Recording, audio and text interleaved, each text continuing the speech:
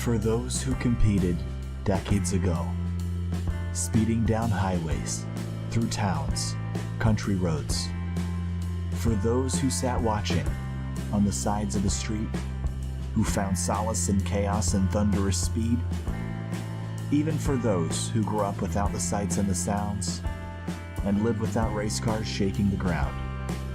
Who don't understand why racing appeals to our fascination, wonder, and the way that we feel.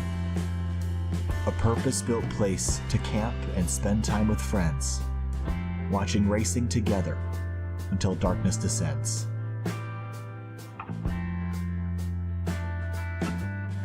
Though no longer do the streets rumble and roar, there's a place just for this, a park to explore. A road racing circuit before the assault. The 4 twisting, beautiful miles at Elkhart Lake, Wisconsin.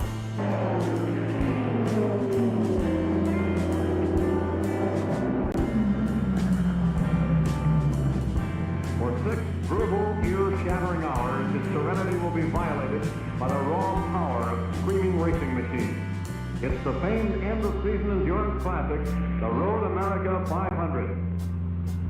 The specially constructed race circuit at Elkhart Lake at normal speed is a scenic 4-mile drive through fall-tinted Wisconsin countryside.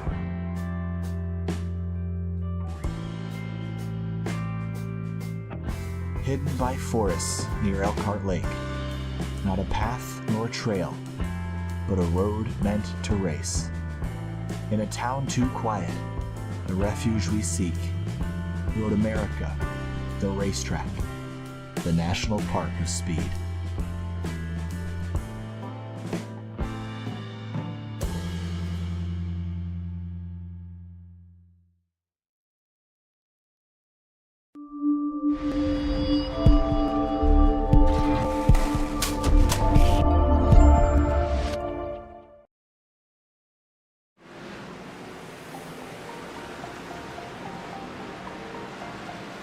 Well, there's 9 rounds down, and in the 10th round for the Area Pro Series, we head to another road course. This time, a handful of lefts and a handful of rights, culminating in 14 turns and over 4 miles of American racetrack. This place is known as the National Park of Speed. Welcome to Road America at Elkhart Lake, Wisconsin. I'm Kyle Heyer, joined by Hunter Sleppy and Connor Horn as we embark on our final road race adventure of the season, this time from this 14-turn monolithic circuit. Connor, I call this place the Jurassic Park of motorsports. You can get lost from one end of the racetrack to the other, not only as a driver but as a spectator. It is huge, and it is in the way for drivers that are on their way to a championship. Yeah, it's definitely another tall task for these drivers to answer to. Really only one driver that's been above all this year, and that's James Scioli, top of the board right now. But a lot of other drivers who are close on that playoff cut line, Hunter, they're going to have to be really looking at this race 2 separate ways. There's going to be one set of people who are looking at this as an opportunity to gain points, and another set of drivers just trying to get out of here without absolutely having a disastrous day. I think there's a large amount of drivers that are in the latter half of that. They want to get out of here without, getting caught up in a wreck or incident on lap 1 like we saw Monday. For the Cup side of things, as we do see the standings, Scioli and Asogak Hearn, those that have won, they're already locked in. And we got Munsell, Beckner, Therian. Expect Beckner to be a contender tonight, possibly get his first win. Furness, Hartz, Bell, and Casey Lacazzi. Right around Bell and Casey Lacazzi gets kind of dicey, as we got Weaver and Weishart holding that +7 over Senesac, and then Colin Fambro, Mason Kane as well, trying to get back on the right track. Yeah, it's going to be an interesting fight to watch. And, of course, road racing always brings out a slightly different group up to the front than we would typically expect to see at any normal area race. So that's going to be a topic of discussion all night long, and so is the racetrack. As we head into this race, I mentioned it, 4 miles and 14 turns. Connor, here's a look at this racetrack, 4.048 miles, and it's basically exactly as it was paved originally in 1955. It starts with a run down to turn number 1, a slight kink they pretend is a corner, into turn 3, but then 4, another kink that doesn't count, into turn 5, one of your best passing opportunities. one of your best passing opportunities, but also a very scary braking zone as well. Turning just a little bit to your left, it might put you offline. You could go wide very easily in there. Then the big uphill, incline in the turn number 6. Left-hander got to be careful in that braking zone. Another sort of kink in 7. Another downhill braking zone. A little easier this time into 8. It takes you right to the carousel. One of my most favorite corners, Hunter. Indeed, and the corner that I think is going to catch guys off track the most is the kink right over in the turn 11. It's a fast right-hander. If you just clip the grass, you could get sent into the outside wall or spinning back to the inside wall. Then you go down the long straightaway and right into Canada's corner, where we saw some guys on Monday go wide, go off into the gravel trap, and then reappear on the racetrack like they were Bigfoot and just crowd the racetrack. But then we get to the last few corners where the last turn could play a crucial spot to some trying to go for maybe the win or a top 5 or top 10. Yeah, Billy Mitchell Bend, that was, used to have a bridge over it. You see that hump there?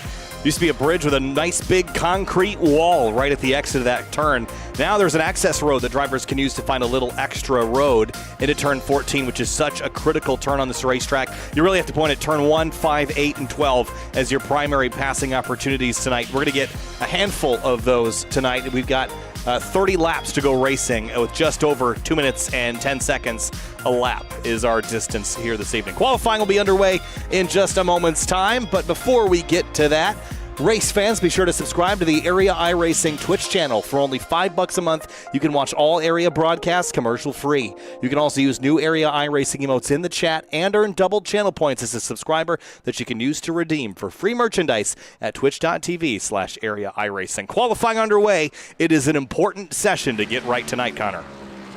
Yeah, very, very important. You really don't want to be at the back of one of these starts at Road America. Very narrow track that plays into how you make your positions up. There's no barreling into turn number 1, turn number 2, but turn number 5, if you get down there, that's really going to be where things can get wild with everyone trying to outbrake one another. It's really the best opportunity you're going to have to make up a bulk of your positions, but you don't really want to have to risk your vehicle to do that, so top 10 qualifying effort is what I'd be looking for tonight. So we focus on the 3 of Ryan Hartz. Hartz is another one that has yet to win a race this season. Well, actually, no. Doesn't he have a win? I'm already confusing myself. Ryan Hartz does not have one. He does not. Okay. So this is going to be a crucial night for the 3 of Hartz. He did run Monday. He started 5th. Kind of good qualifying effort, but did not have a good race, so finished 25th. Going to want to bounce back from that. And guy who did have a good race, though, James Scioli, started on the pole and led 31 of the 33 laps for the Cup race Monday night. He's looking to add his 7th win on the season. Yeah, he's trying to do the triple here this week. Won on Monday night, then flew north of the border to Bowmanville, Ontario, then flew back down after winning that race. So he's trying to go 3 for 3 here this week in the number 7 machine. He's working his way through. Very slow warm-up lap here, Connor. Is that a concern? Tire temperatures maybe getting too hot on the warm-up lap by the end of the 4-mile qualifying effort? I imagine you want to keep your tires as cool as possible. Oh, yeah, he's got the right strategy for sure. Taking it nice and easy, not sliding the tires at any point, just getting enough heat into them while also not wearing them out too much. That's definitely what all these drivers are going to want to do. And Sogok, Beckner, they're all doing the same thing. Garrett Grant, Matthew Bell, maybe not doing the same thing, just trying to get after it right away and see what they can do on this first lap. Is see who's the first one to take their time. It's likely going to be actually Ryan Hartz, but Garrett Grant's getting a good run up into the final corners himself.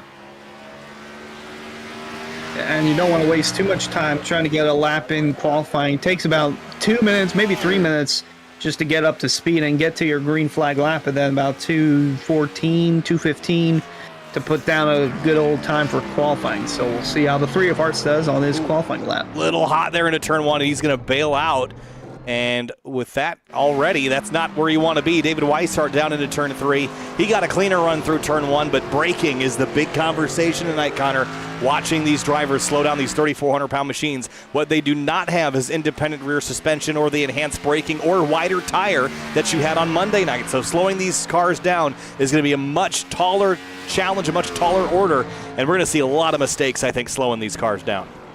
Yeah, these Xfinity cars can feel like a hunk of junk at times, especially compared to the next gen. I see hops to turn 5 inside curb. It's really difficult to get these things slowed down and be, smooth with it. You can see him, he's kind of weaving back and forth under braking. It's that difficult. Like you said, with the next gen cars, you have all the advantage. You can brake much later. You can also use the engine braking to your advantage. It doesn't really get squirrely when you use the engine braking on the next gen. You can't do that in these Xfinity cars. You will wheel spin, and you will completely wreck it, and there's no way to get away from it. So braking is going to be really hard to do, especially as the tires wear out tonight.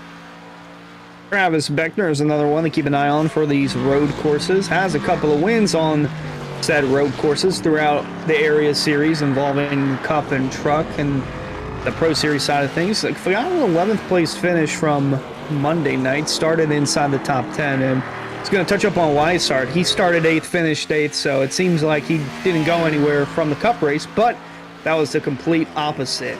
He was facing the wrong direction on lap 1 in turn 5, and somehow drove from last all the way to the top 10. But with tonight, he's only got a 7-point cushion between himself and Bryce Senesek for that playoff spot, that final playoff spot. So looking to get a somewhat calm race for the 33 of Weishart as he heads his way off of turn 14 and down uphill for his qualifying lap. And he might be one of the first drivers to complete a qualifying lap in this number 33. We saw them navigating through turn number 6. This corner in particular is one we really have to keep our eyes on. You're coming up over a crest. It is so easy to lock the brakes up into that 6th corner on the racetrack. Cameron Hearn goes to the top of the board in the number 67 at a 2:13.7. That's a pretty solid lap. We'll see what Scioli can do. Only Faster second Scioli. Yeah. And that is unheard of at the road courses this year, and that's by 2/10, so that's going to be a tall task for Scioli to beat that on the second lap with how worn the tires already are going to be. As Mason Kane comes out of 14, he's going to be one of the next drivers to put a time down. Hearn, Scioli, Bell, Weishart, Rabel the top 5. Chris Rabel in there in 5th. We'll see where Mason Kane ends up. Well, this is almost similar to Monday, as that is Mason Kane coming across P5, 2:15. Then we just have John Furness moving up to 4th. He's also going to be one to watch out for. Had a good run in Mid-Ohio a season ago. And we got the foot cam tonight, Kyle. Foot cam from Justin Munsell. I love watching this because you see him blipping the throttle pedal there to try to get the car rev matched on the downshifts. One of the other big differences between this and Monday night, you're using that old spring-loaded H-pattern gearbox. You don't have the new modern sequential transmission, so you have to be doing all the work yourself, getting the shifter in the right gate, blipping properly, and nice consistent braking. So watch his left foot when he comes off the brakes here. This is what is called trail braking. He's going to put a lot of pressure on it and slowly come off right there. And that trail braking is what points the nose, and you can really determine how much you point the car by how quickly you come up off those brakes. A little tap there, but watch him to turn 8 again.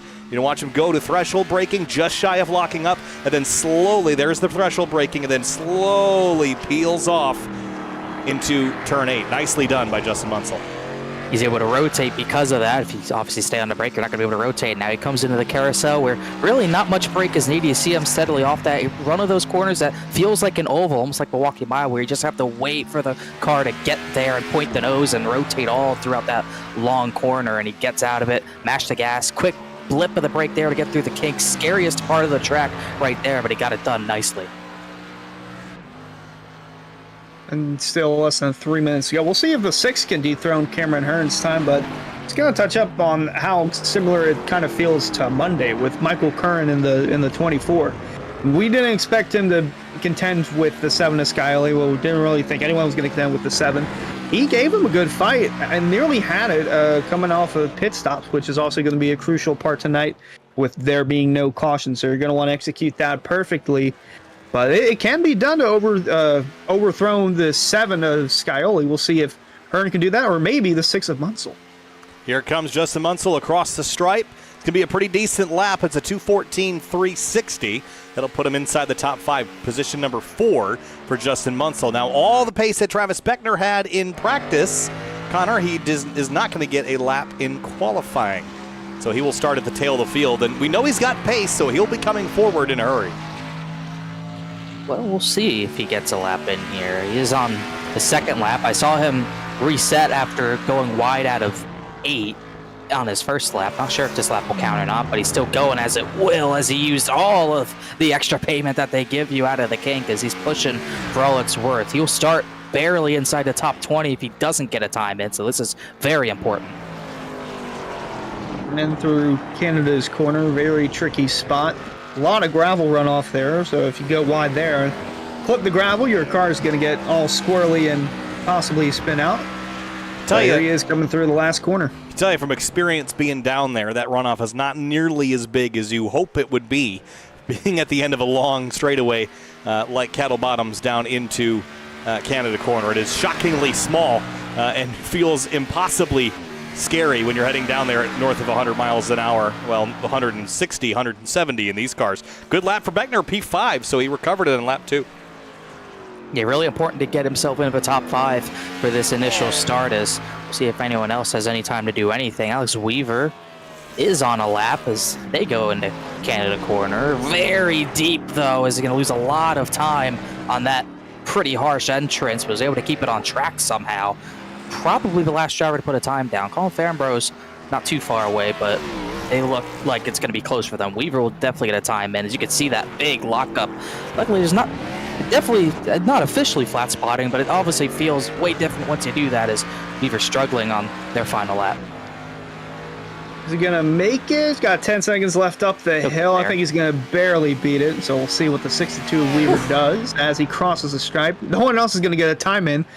And it's 2:18 for Weaver, so he goes 18th quickest on the board. Yeah, not maybe what he was looking for, unfortunately. But with qualifying complete, it is not James Scioli on pole, though he will be on the front row. So something to keep our eyes on. Cameron Hearn, a really strong qualifying effort. Our Rosa Gems Coffee starting lineup comes momentarily. Race fans, start your engines with a fresh cup of Rosa Gems Coffee.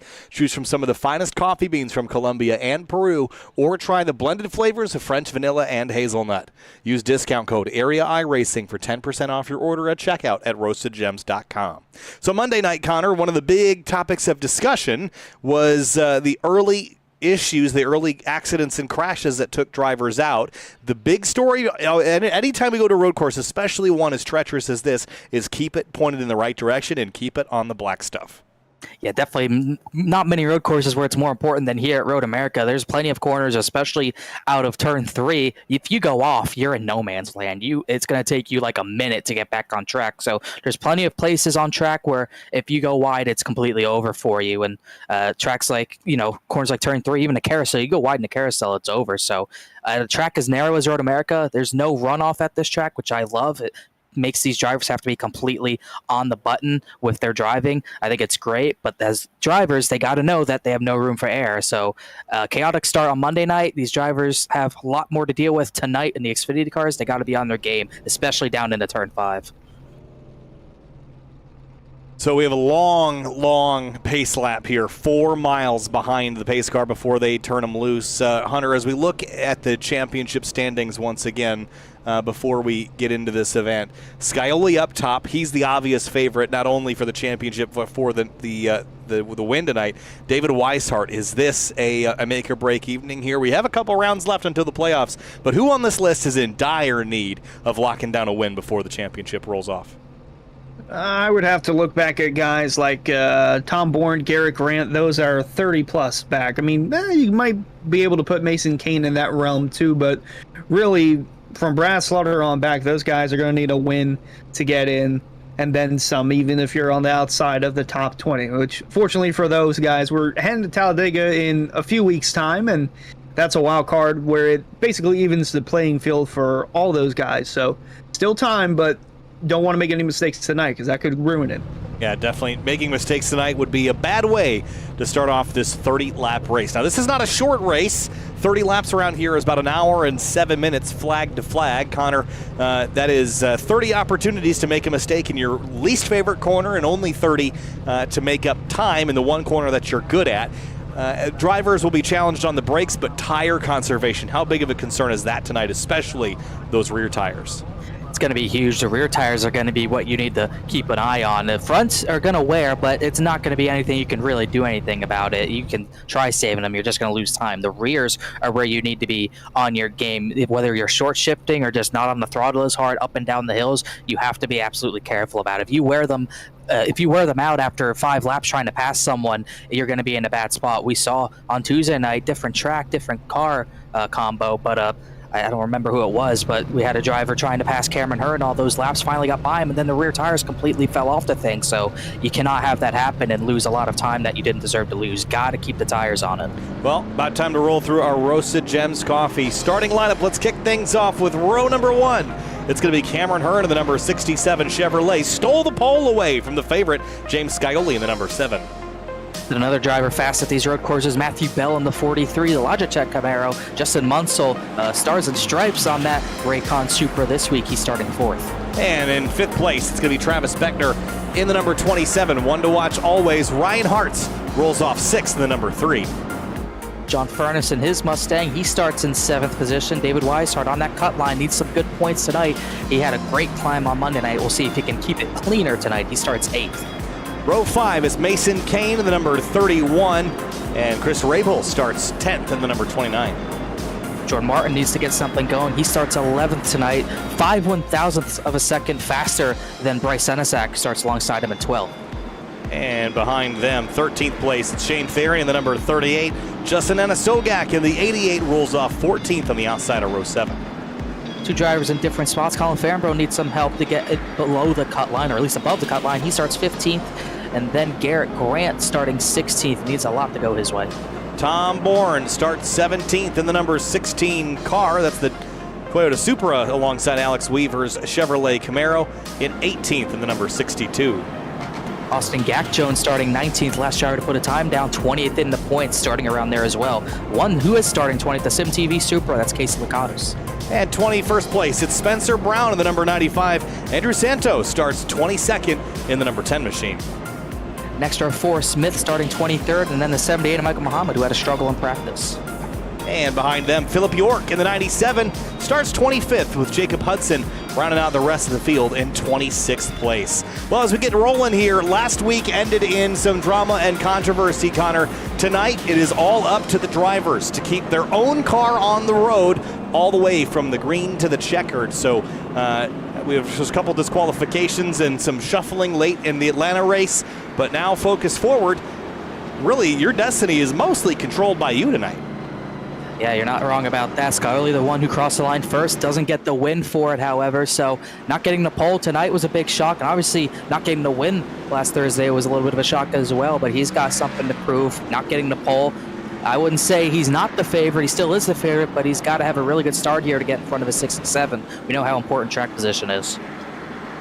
Indeed. So he is looking for his 7th win tonight instead of last night, which we all presumed that he did, but that was not the case, and he actually got sent back to, I believe, the 18th finishing position. So that win actually went up to Philip York in the 97, who started in the last row, which in area history, it's the first time a driver's won a race without leading a lap. So definitely a flip-flop here, as he's got nowhere to go but up, and Scioli's got nowhere to go but up one spot, if you will. As a pick, I'm not going to go with Scioli. I'll give that to someone else. I'm going to go with Justin Munsell in the 6. Not a bad pick. Connor, take yours. I think we've always been doing anyone but Scioli with our picks lately. So you took Munsell. I like that. I'll go with Matthew Bell. He shows a lot of consistent speed at these road courses. Well, Cameron Hurd's a good pick because he's on pole, but remember how good John Furness was at Mid-Ohio last season, this 28. I think if he can find a little pace in this one out of his qualifying time, he'll be one to watch. Pace car is going to peel off 30 laps at America's National Park for Speed, the Jurassic Park of motorsports, this massive monolith, a mecca for North American road racing. Tonight, it hosts round 10 of the Area Florida Estate Builders Pro Series. Green flag flies, and we're racing at Road America.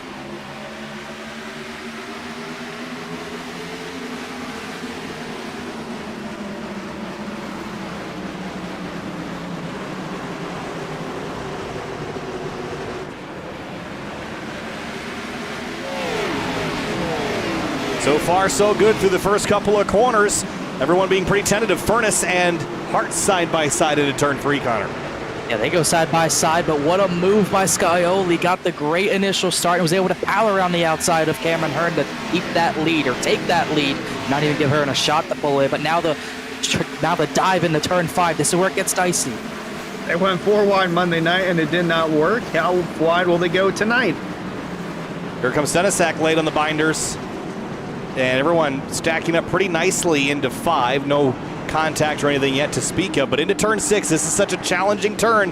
Braking, slowing down, the track falls away from you, but the field doing an excellent job so far. But Scioli did get that ultimate important position away from Cameron Hearn, Connor, and I guess jury's out on if he can run him back down. Yeah, we'll have to see. Hearn's already losing a bit of time, missing the apex to 8 there just a little bit, as here comes Munsell. Got a little bit of a run on the 67 through that corner as they come through the long and winding carousel here, as we see a replay of Santo and Muhammad, sim-rep marker replay. They try to go side by side into 7. That does rarely work, and Santo, big wiggle.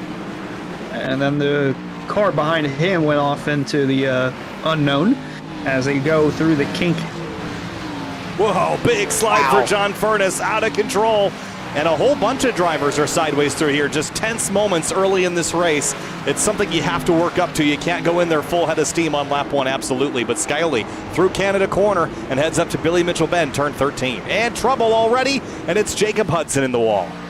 And that was a huge hit. That was coming out of the kink. He was pretty shallow. It looked like he went maybe too shallow and just spun the tires right there. Oh. Hard hit. Yeah, he got a twofer there as well, so easy to do, Hunter. Indeed, as the rest of the field works their way uphill, completing lap 1. Hearn, although he didn't lead the first lap and kind of lost the lead in the first couple of corners, still keeping a good distance between himself and Scioli, with Munsell lurking in the back. Yeah, Munsell's off to a pretty good start here. Started 4th up to 3rd. Watch the pedal cam on the right. No clutch use here, just to get pulled away from a stop. But again, nice braking, flipping, trail braking, and just the smoother the pedal inputs, you see that squeeze back on the throttle. The smoother the pedal input, the longer your tires and your brakes, for that matter, will last in this race. Oh, you see him miss a shift there just slightly. Didn't lose too much time from it, though. Looking at Hearn, close to the 7, but not close enough for really a legit dive, as closing it under braking. Closing. Scioli pretty deep in the 5 there, gives the 67 a run up the hill. There was trouble for Tom Bourne in the background. Sorry, Hunter, but in for the lead. Here comes the 67. Don't want to overdrive turn 6. Saw that happen a couple of times on Monday, and very tight. Oh, they touch! Scioli touches Hearn, but Hearn goes Munsell. to the front. Munsell with a big run coming into the turn. Oh, look out! Big dive for the 6, and he's got it done, but the Hearn's 67 runs off. They're 3 wide, and the 7 goes back to the top spot. Wow, and Beckner went way off, or excuse me, Mason Kane went way off in the background. Just when you thought Scioli is not going to get away with a mistake, they both ran wide, and the 7 got the lead back. And look who's coming, Matthew Bell, Hunter. Matthew Bell, like a carousel, through the carousel, just came out P2, and now he's got a shot at closing in on the 7 of Scioli as, he goes a little wide through the kink. Oh my goodness, it's chaotic. It's only lap 2. And look at this. They head down into Canada corner. Munsell back by for 2nd place. He's on a mission. Travis Beckner. Oh, he's wide. Oh, he's in the gravel. Oh my goodness, they are driving wild because they know how much the track position matters. He's going to fall all the way in front of David Weishart. That would be, I think, for 8th position, as it's gone all wrong for Munsell and Hearn here. They had it figured out. They were going to pass the 7, and they all threw it away, Connor. Just they had a moment, and everybody panicked that they had a shot, and they threw it away. And everyone has some sort of battle scar to kind of show because of that. Got some damage on the left front of Scioli's fender. Matthew Bell's front end's just barely punching as Michael Muhammad completely missed Canada corner there. And that's going to end his race. Beckner almost flew into the back of Matthew Bell. Now he's going to lose position back to Cameron Hearn. Great battles going on right behind the leader, Scioli, which is what he's encouraging as he continues to drive away from Bell. Hearn, Beckner, and Furness as we ride on board with him with a run all up on the bumper of Beckner. Yeah, good run for John Furness, and he's a driver that's got tons of road course skill. Think back to Mid-Ohio a season ago. Fought Scioli tooth and nail for that race. He's going to look to the inside. Beckner covers, and he slots down the inside. He just trusted that Beckner would move over, and that he did. He was very fortunate that he did. It could have been a big accident, but he's going to get the position. That's going to put Beckner in a bad spot. Banging doors with Ryan Hart's up the hill. He's in the grass. They touch again. I don't know how they made that work, as Munsel's looking maybe 3 wide as Beckner continues to fall down the order. Yeah, not good for the 27. Just got to corral it and try to regain some focus here as he's continuing to drop in the top 10. Yeah, corralling it is a great word to use. You got to keep your emotions under control. We saw the last time by that when you get a little bit over your head, you can throw it all the way. Let's go back and have another look at last lap down into turn number 8. See the 67 gets by the 7. Munsell just a little too late on the brakes, and then they didn't actually touch. They kind of blew the corners separately, the 67 and the 6, but it allowed the 7 to go right on by. Let's see right on board here with Scioli and see what he saw. He's looking to be inside, but he also knows Munsel's there, so he can't do anything but just try to maybe over under 67. And then, oh wait, they both went wide. I can over under both of them. And he also had to be aware of Bell getting to his driver's left as well. So a calculated move there by Scioli to just make them overrun themselves. And now a 2.5 cushion for the 7 of Scioli. I don't think any of us expected that this early in the race. Still got over 26 laps to go. Well, he's got a 1.6 second cushion now. Can he keep it? We'll see what the what data says in a couple laps time. Jordan Martin had a pretty miserable night on Monday. Right now running 10th in the Florida State Builders Pro Series, and has pressure now from Bryce Senesac into turn 1. Up a position from where they started. Senesac, we saw that big dive in the 5, but he also only got a position out of that as these 3 are right on top of each other. Martin's a little ways off of Rabel as these 3 are kind of on their own because they're all ahead of Therian by a decent gap. Martin moved up to 24th in points following Atlanta's race, so if he could build a little momentum and possibly earn himself a win at Talladega, he could be looking at a postseason opportunity. But Senesac's looking for that. Mason Kane's looking to get back into it as well. They're all heading into turn 5. Senesac late on the brakes, but Kane going to cross him over. Kind of threw the rear end of the car around a little quick, though, so it didn't bite and didn't get the drive he needed, and so it looks like they will hang on for now. Colin it's Garrett Grantoff at 5. A minor one, but he got squeezed or drove in there a little hot on the 18, and then they both went wide. And they both went wide. Then they're 3 wide. Can't really be 3 wide here. And Fambro turned them trying to get back on track there. I don't think there was any ill will there. Just Fambro needed room to get back on track, and he didn't have any. Just a little coinky-dink there between the 18 and the 5. Santo had a little moment there. Scioli continues to rock it down the kink. So the lead is 1.7 seconds. Whoa, Beckner's way wide. Sorry about that. Me and Hunter saw the same thing. Thought that was going to be bad as he's going to lose that position to Munsell because we'll put him back to 7th, save the car. Go ahead, Kyle. I was just going to say, take advantage of that. Justin Munsell up a position, but James Scioli's lead 1.6, 1.7 seconds. The question now becomes, can anybody keep pace with Scioli on their own without draft, without any other chaos around? I think Scioli can be beat, but he needs to be in traffic on his own. He's going to be tough to overcome. I think what really has to happen, I think Cameron Hearn could have the pace to stay with him, but he messed up in 8 and lost the track position he really needed. He's got to get by Matthew Bell somehow if he wants any chance to maybe keep pace or even chase down that 7 with pit strategy or whatever, but he's not even close enough to make a move on the 43 quite yet, but he is charging. He was about 0.3 faster last time by. We focus into the tree, and through the tree, it's the 16 of Tom Bourne. So he's dropped to 21st. Yeah, he had a moment a little while ago. I don't know if it was at Canada corner or the corner prior. Has right front damage already. Right here. Ooh, yeah, that's a miss. Kept out of barrier that time. Well, looking at that paint scheme, it's no wonder he had an issue in Canada corner. Gonna go fight him. Blame Canada. Yeah. Mason Kane has a run on Bryce Senesac. Looks left. Bailed out a bit early, though. I don't think he intended to go for a move here. Ooh, you can hear the lockup. Oh, and the 17's wide. Jordan Martin at 5. Kept it straight, though. He should keep the position. Senesac's going to look for it, though. Tough to do from behind in this 6th. Almost didn't go well, but it's going to lose a lot of time for the 0-9. One thing I was going to talk about, you saw that 31 wide there. There's a lot of dirt that's kicked up on the track from practice and partly in the race. A lot of dirt on the entrance to 5. That could play a big factor. I was about to say, it was on the outside heading into 5. I noticed it, and I didn't really know if that was going to come into an effect or not, but it looks like it has. Things have died down for the top 10 battle, and closing in on this battle is the 38 of Therian. If you look back towards Munsell and Beckner, these two continuing to go at it for 6th. Yeah, this is, I think, a pretty volatile fight here. Beckner with that big slip up in the kink a few laps ago. Braking zone into Canada corner. You have to hit the brakes before you finish turning left. And who's off there? Is it the 67? It is, Yeah. Cameron Hearn. Wow, he really couldn't afford to do that. Another one who just outbraked himself at Canada corner. I don't think any contact. We'll see.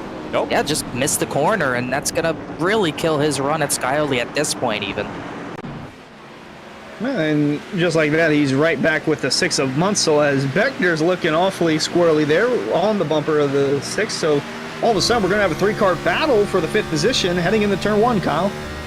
And speeds climb here north of 175 miles an hour. Beckner offline. Turn 1 is such a fast corner. It's so much faster than you think it is.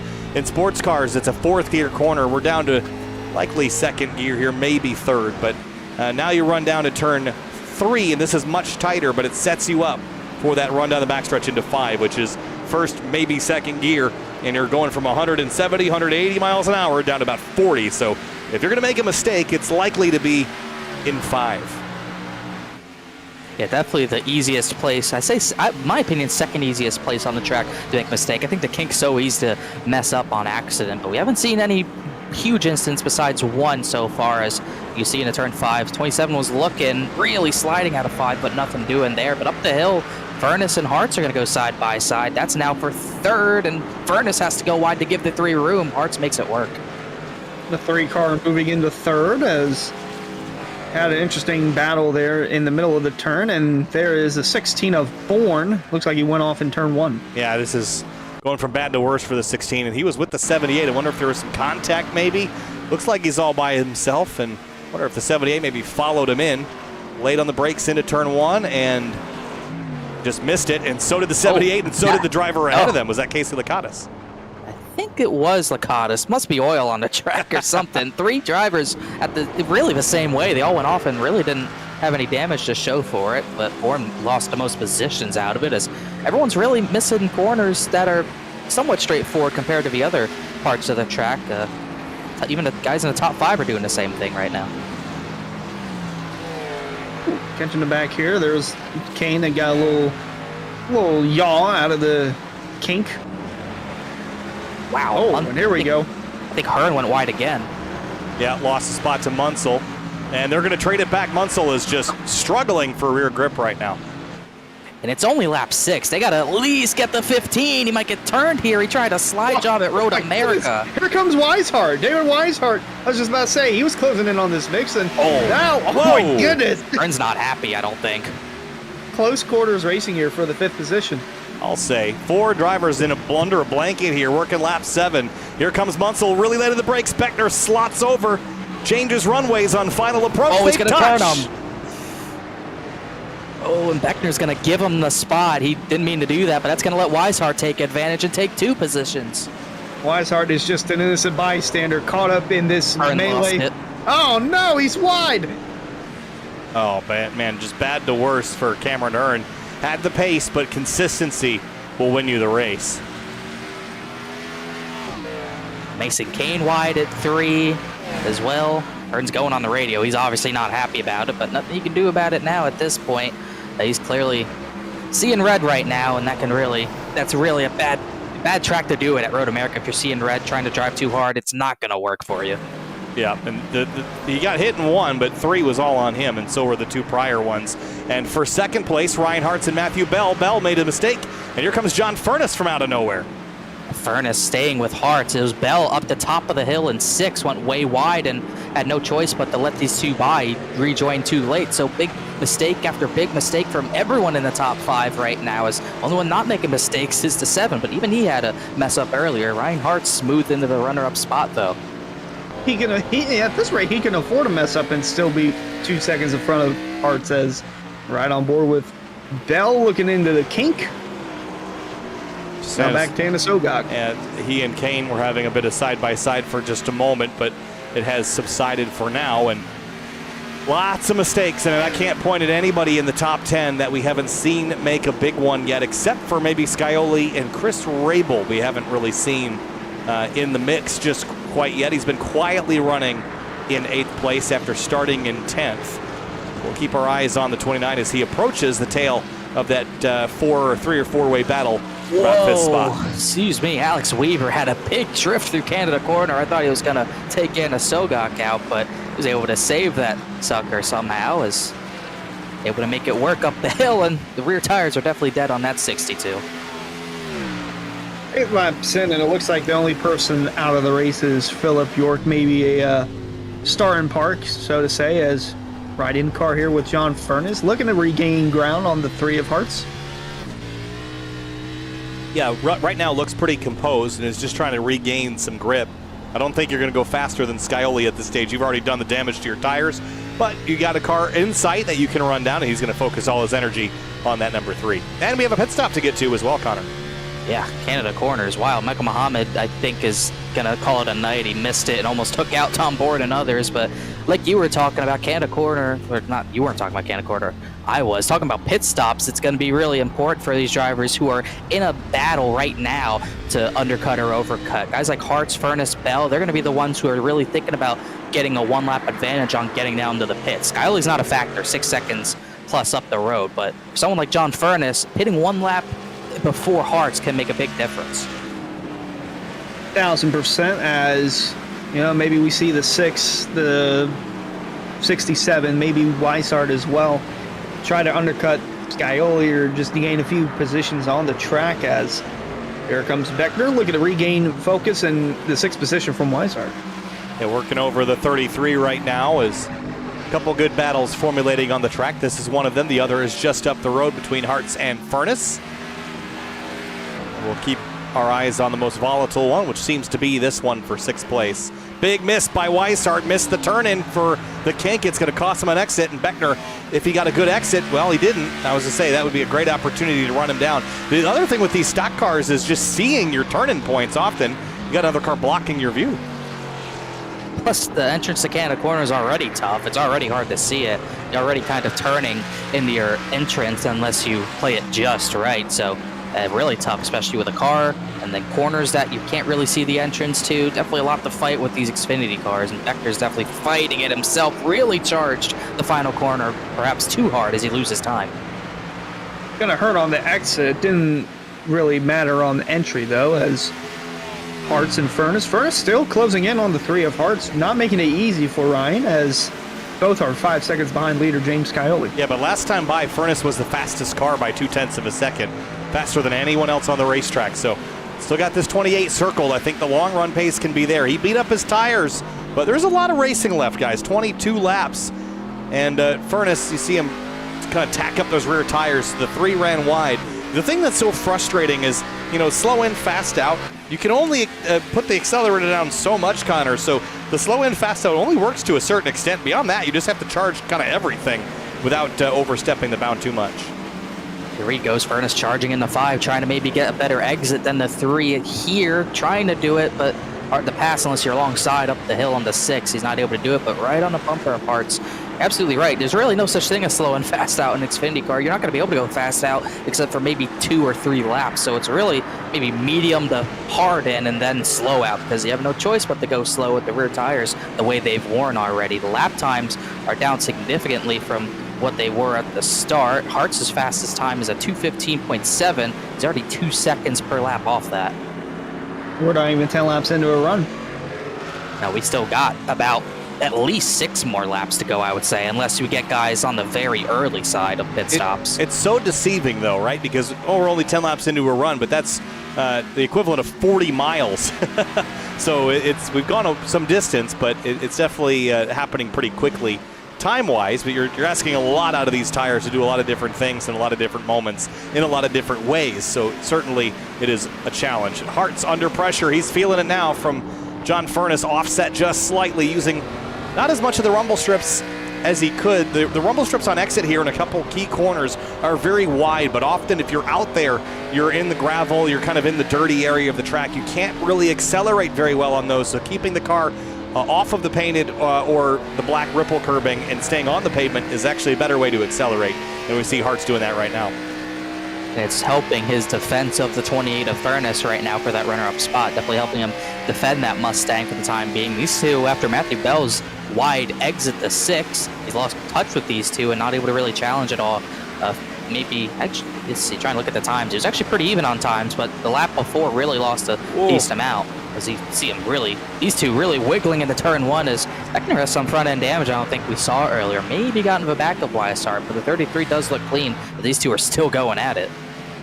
Beckner's really been kicking the rear tires over the last couple laps, just trying to stick with the 33 and even attempt to pass him, which we haven't seen yet, but it could happen here down the straightaway into turn 5. Let's watch the 33 on the brakes here. As soon as he jumps on them, watch the thing wiggle from side to side. He was fighting it down there. Got it wound up, and the 27 is almost off track on the entry to 5. You can't go out there too wide, you'll get yourself in trouble, but you can put 2 tires over those curbs if you so desire.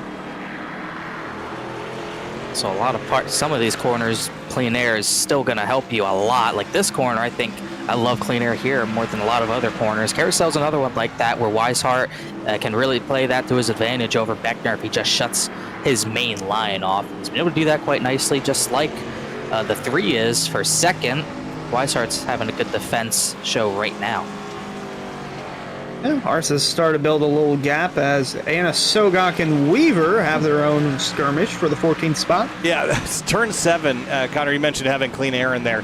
In real life, the inside apex anti-cut curb might be the tallest curb I've ever seen at a racetrack. It looks like you would smash into it with the nose of your car. It might be 20 inches tall, and you want to stay far, far away, and that's a corner where in the sim, you're going to use more curb than you would in real life. That anti-cut curb doesn't exist in the sim, but it is a corner that it's pretty flat and you're carrying a lot of speed, so it's really just good to be accurate and just very calculated when you apex that corner. It is a big, big mistake if you miss it. And even with the anti-cut curb not there in the sim, you still don't want to go side-by-side through there. No. We've seen side-by-side through there at least twice already today, so a lot of daring drivers, as that was Anna Sogok, I believe, who got passed. That was Weaver taking that position, as other positions still contested. Shane Therian trying to climb, but has not climbed much. A lot of his drivers, 10th, 11th, and 12th, have only been up 1 position. Senesac and Therian only up to 1 spot. Therian charging this previous lap on Senesac, though. It's been a very calm last few handful of laps here for Jordan Martin, not so much for Senesac, as Therian looked wide. He is wide. He clipped a bit of the grass, and now it's going to be somewhat calm for Senesac. Yeah, there's moments in a stock car at a road course where you know you're off track and you're about 1,000 feet away from actually getting off track. You're completely helpless. You have to be on your marks, and if you miss them by an inch, you go off by a mile. And here at Road America, there's some places where you can go off and get away with it, and others that you will not. So that was one of the ones that the 38 was able to catch.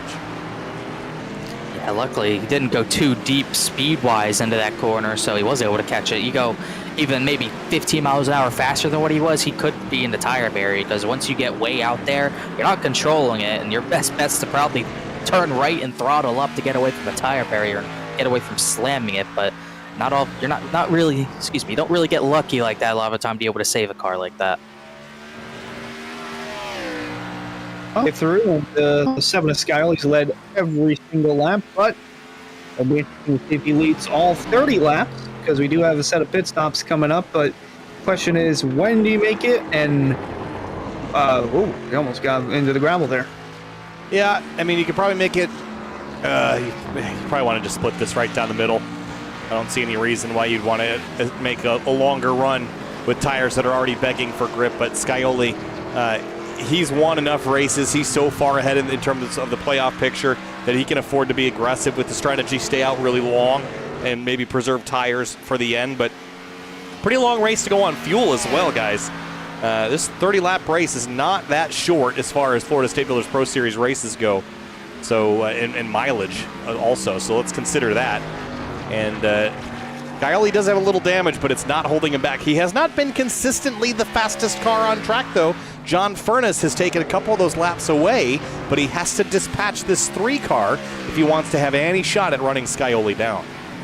Yeah, last time by he was a tiny bit faster, but not by much. And you're right, if he could just get clean air on the nose and get by the 3, he'd be in a spot where maybe he could shave some seconds out of this lead that Scioli has, but he's just not able to do it. More importantly, he's not able to really even have a look at passing the 3 right now. He's not close enough in the important braking zones to do anything. As close as in, he's not able to make any sort of move. Same thing for the 27 on the 33, just not close enough where it matters. Well, not only that, but Bell and Munsell, they're also close with each other to having a battle. Not as close as Beckner and Weishart, though. These two have been going at it for the last 4 or 5 laps. Yeah, there's battles all over the racetrack, still formulating. This one, though, probably getting a bit hotter than the one out ahead of them, Beckner and Weishart. Beckner's had a couple drivers bounce off the nose today, evident by that damage that Connor picked up on earlier. But Beckner's been quick when he's not been shrouded in the chaos of the cars around him. He's got single car speed. It didn't show quite as well in qualifying as I perhaps thought based on his performance on Monday, but he's got pace. He's just got to figure out how to apply it. See, he was able to do that maybe on the next set of tires, depending on where he comes out. He's trying his hardest. You can see he's really having to wheel to stay with the 33, especially through the kink. You see how much dirty air plays a hindrance there, and just not knowing where your braking zone is. Lost a lot of time there, and it's that partly that's keeping him behind the 33 right now, but does have to clean it up a little bit. And this is a spot where you're stuck behind someone. This is where you consider pitting maybe a lap or 2 early, just because if you can get clean air on the nose, that tire advantage might not be enough for them to get back by you. Well, there's a good run from Beckner going into the final turn, turn 14, very close to the bumper of Weishart, but corner exits where it hurts the 27, helps the 33. And smooth throttle application is going to help you a lot with getting out of the corners. Maybe not who's back to it first like you typically would be, but who's got smoother application. Here's Justin Munsell with the pedal cam again on the brakes.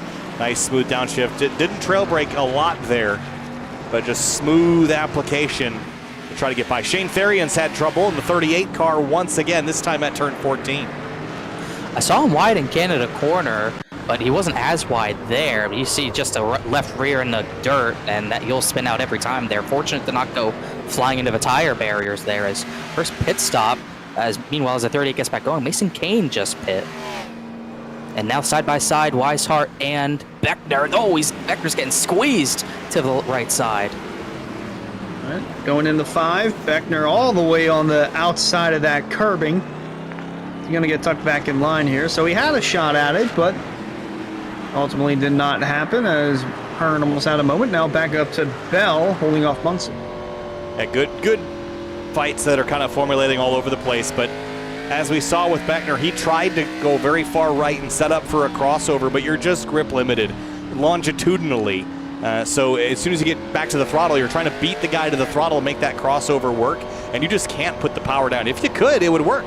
And when you get to prototypes and higher downforce cars and cars that are lower to the ground and have better suspension control, you can use those crossover moves at a road course, but these stock cars are just not happy to be here, and they're just happy that you can get through the corner. They don't want you to ask it to do anything beyond that. So you have to just beat drivers with consistency and smoothness versus just your racecraft.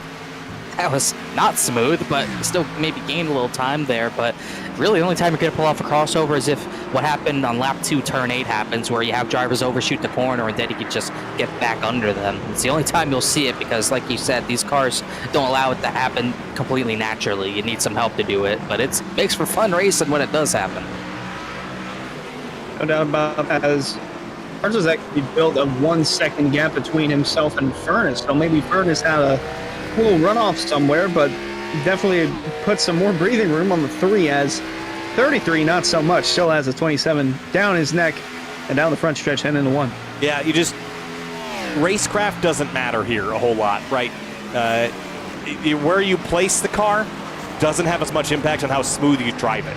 So you're not going to outmaneuver somebody. Nobody's car is maneuvering well. No one's going to find that easy to do. It's just about who can drive it smoother. And here comes Beckner up the inside. Or who's braver, I suppose, as he dives down for turn 3. And these two have been battling. Cameron Hearn is closing back in on them, but still ways away before it's a battle. Last time by, Weishart gave the 27 no room to deal with on driver's right as he gives him a little more this time, but comes back over to get his brake. He's really doing that just so he can get a straight line brake into his braking zone as they're going to stay side by side. This is where Beckner needs to either stay on his outside or pull a crossover. He can do neither. Weishart's just too strong defending that bottom, but crossover here. Maybe in the 6, that's a send. He's not going to make that work. Oh my gosh, he made it work. No, he didn't. He almost did. He's going to lose a spot to Cameron Hearn because of it. Yeah, that he just sent it. You can't beat someone with racecraft here. You tried it. That was frustration. Yeah. That was a frustration send. He's tired of being behind. Weishart thinks he's faster, so he decides he's going to take his opportunity. But you can't see red when trying to make passes. That's going to happen every single time. And speaking of red, that's the red 6 of Munsell with the blue 43 of Bell behind him.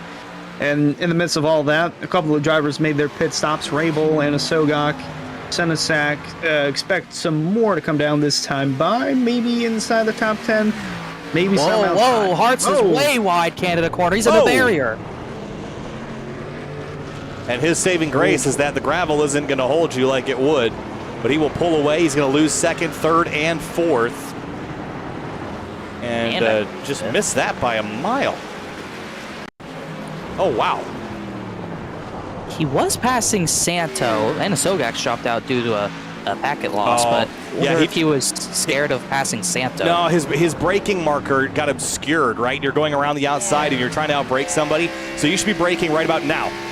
But he missed it by half a second. Oh, yeah. And because the track doesn't bend back to the left there like it does on the left side of the track, so he just got lost on track, and that'll leave you down. So he'll hit pit lane, and a handful of others will follow. I wonder if that was a wake-up call for others. Almost everyone else pit. Beckner, Weishart, Hartz himself, Bell's in, Munsell's in. Really only left the Scioli machine. Hearn stayed out. Not Munsell stayed out. Trying to see who else stayed out. Jordan Martin did stay out, but really only 2 drivers that time by stayed out, as no one really was able to pull off the over or undercut. Hartz missed his stall to go on top of it. That's going to hurt even more. Oh my goodness, it goes from bad to worse for the 3, and this right here could be the battle for the win potentially, as Furness, 5.5 seconds separate him and Scioli as works his way through turn 6. Ooh. Oh, wow. Yeah, I think for Furness, I want to see his pace when he's on fresher tires.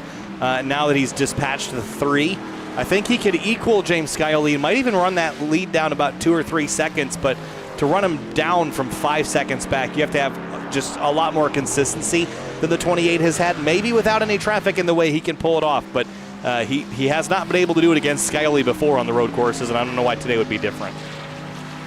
Well, his closest battle was Mid-Ohio. He had the lead there, and it took Scioli roughing up Furness to get by him. So you wonder if Furness could get positioning, get close to the 7th somehow if he would return the favor. But Furness usually isn't that type of driver. But one thing that's going to be interesting is this battle. The battle was for about 5th or 6th. Right now, currently, it's on track for, I believe, 8th or 6th, trying to figure out 10th, on track. We'll see where it cycles out to, but the 33 able to cycle just in front of Hartz on pit exit, and Beckner is just behind the 3. Almost like Deja Beckner as 33 10 away, but Hartz is right in the middle and clips a little bit of that grass going through the curbing, and now through Speedville into the carousel. The leader just pit. Scioli's in. Furness is going to follow him. Yeah, we'll see how aggressive Furness is on the entrance. Pretty aggressive. See if Cameron Hearn follows. He'd be the next. Yep. Yeah. No reason to go much further after getting undercut. No, and I think also just splitting this race mathematically in half, it means you're going to guarantee yourself the best tires for the longest. And I think we'll see Jordan Martin and Garrett Grant come in this time as well. That almost looked like a guaranteed speeding penalty. I don't know if you were paying attention to Cameron Hearn's entry. He flew in there. I think he thought the cones were much further back. Look at this. Oh, yeah. Not even close. No, yeah, and you can't see it. This is something you would have to have practiced. You know that they're in the distance, but you don't know exactly where they are. It's right after you get under the bridge That's going to cost Cameron Hearn a long time as Scioli pulls away. It looks like Furness might have made up a little bit of ground, but that pit lane exit is so slow. See where Furness comes out, gets well ahead of Munsell, so looks like the runner-up position won't be much of an issue as Furness gets out where he was, 5.5 seconds, maybe cut a few tenths out of it, but wasn't much bigger than that as few of the other drivers who hadn't pit come down. Therian's in, Garrett Grant misses his stall, but he's also in. Oh, car off 43. Oh, Bell. Matthew Bell. Whoa, right across the racetrack. Oh, Look wow. out. Oh, That was not a rejoin. Can't do that. No, not a rejoin that you like to see, but that's going to trigger this battle to get even hotter. Weishart and Hartz. Kind of gave Hartz the advantage. He's able to go under braking on Weishart. Did he go too deep? Weishart's gearing up for the over-under, but can't get it to work. Hartz did a great job. that just reeled Beckner back in. So now it's a 3-car battle for 4th as Bell watches on. And I wouldn't be too surprised if 33 and 27 have a little shindig that propels Bell inside the top 5 again. Yep, and Beckner's probably got some pace on Weishart, but you see a slip up there on corner exit. The 27 on fresher tires, much quicker. Around the outside this time, though, Connor, it's going to get tight. Yeah, you better get it done or get this over with before the kink. You do not want to be side by side in the kink. You see he's doing a good job pinching Weishart. He might be able to do it. He's going to get the spot. That is a strong move to do it on the outside through the carousel. Don't want to overdrive the kink, though, which Beckner could do, but he doesn't. He gets through that very well and will hold on to 5th for the time being as they make their way to Canada Corner. Yeah, that was well timed by Beckner and got it done before the kink, and then didn't throw it all the way after that, so that was good to see. 15 laps to go. We're at the halfway point. Race fans, be sure to visit simwrapmarket.com for custom iRacing paint scheme templates that are simple to use and help you stay more focused on the racetrack. You could see how much time they lost to Ryan Hartz because of going side by side through the carousel. Such a tough corner to go side by side through, but I think Beckner has the pace to get back to the 3 and pass him, but we'll see if he's able to do that. Also interested to see what type of recovery drive Cameron Hearn could put on. That's relegated him much down the order because of that speeding penalty outside the top 10. Back, trying to see where he is. He's back at 14th. Oh, Mason Kane, that worked out for him being one of the first cars, if not the first car on the pit road, as he was all the way back in 14th, 15th position. Now he's back inside the top 10, running in 9th. The James Scioli leads 6.2 back as Justin Asogak almost throws it away, but Furness, now he's got himself gathered up. Let's see what he can put in. If he's going to run down Scioli, he's got to do it now and do it consistently. Here's a battle for position. Kane and Jordan Martin for 9th. I think out of pit exit, he's already lost a second, though, as Furness, so he's got to turn that around at some point. Can't be losing a bunch of time and then try to gain a bunch of it back. That won't work, so he's got to get something going. Last time by, he was only 200 slower. I think some of that was, I'm not sure how that could happen. I agree with your understanding of the gap, but lap times wise wasn't all that different. It was an outlap, though, so we'll see how it pans out. Martin and Kane going back at it again for 9th. Thought he was going to have a dive bigger than Beckner's. Kane's wide. He shut the door on Jordan Martin there. He was not having any of that. It's got awkward. Still awkward. I don't know how much longer this can go on for. I think it could go on as long as it wants to, but we'll just have to see. This is the closest battle on the track right now, except maybe Garrett Grant, Cameron Hearn, but I don't know how long that will take for the 67 to get by. I mean, if you're going to make a mistake, you might as well make it in a way that's hard. But that time looks like he might have just given that up. Yep. Move the 17 on through to 9th. Whoa, Cameron Hearn. I was talking about Cameron Hearn. He just had a big dive on Garrett Grant, but he did it cleanly, and it was a great move. This is a race to forget for Cameron Hearn. Started on pole, ran up front early on, but then just kind of self-destructively threw it away. And this is a race that he could have had a top 5 easily had he just kept it on the road, which was one of our points at the beginning. You got to keep it on the black stuff to be in contention. And the speed is there, Hunter, but the consistency was not.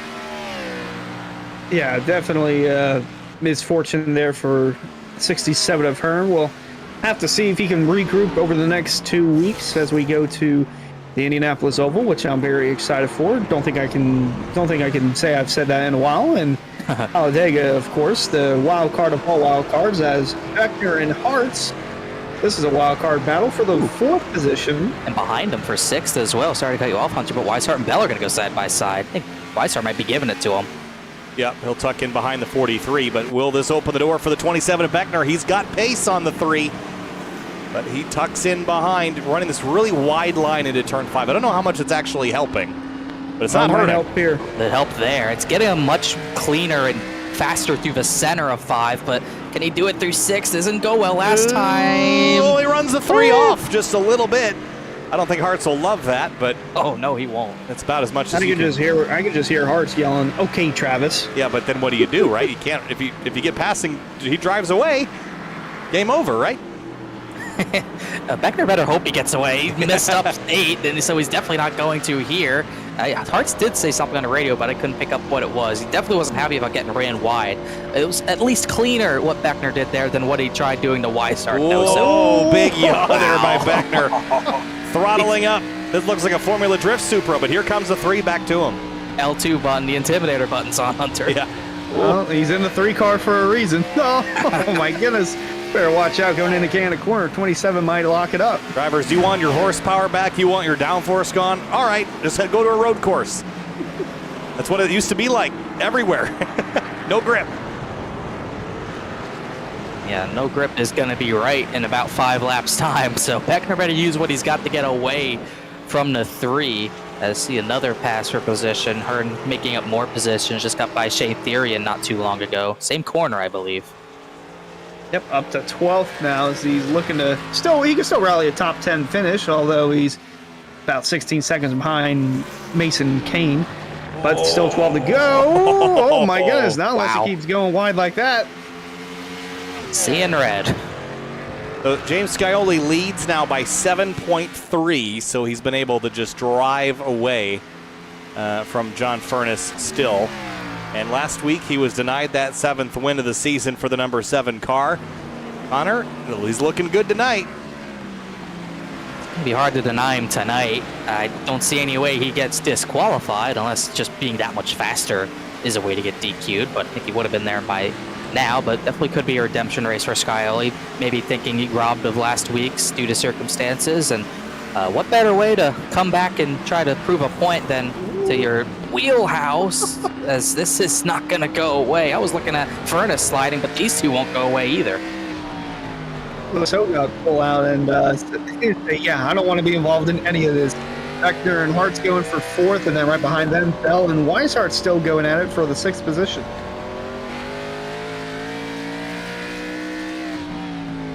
Yeah, good battles into turn 5. And Sogak, I think, was the car that kind of dove off to the right to let the lead battles on through. This is for a top 5 spot, top 4.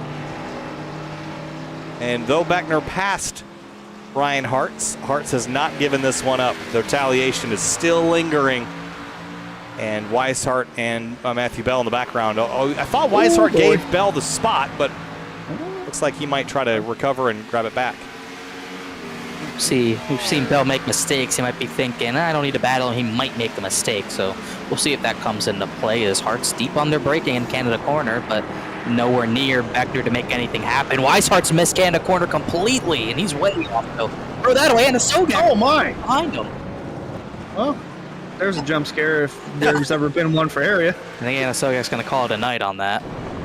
Yep. And here's 33 again. Just missed the breaking point. And you just know it. You know it for so long. At least luckily, once again, like you said earlier, there's really not much room there. So to be able to get through that with no damage is pretty good, as 88 could not miss the barrier. He's out because of that. Well, now this could reel in the 43, depending on how Beckner and Hartz continue to fight it out for 4th. But up front, still coming to 10 to go this time by for Scioli. 8-second lead over John Furness. Little tank slapper there for Ryan Hartz leaving turn 3.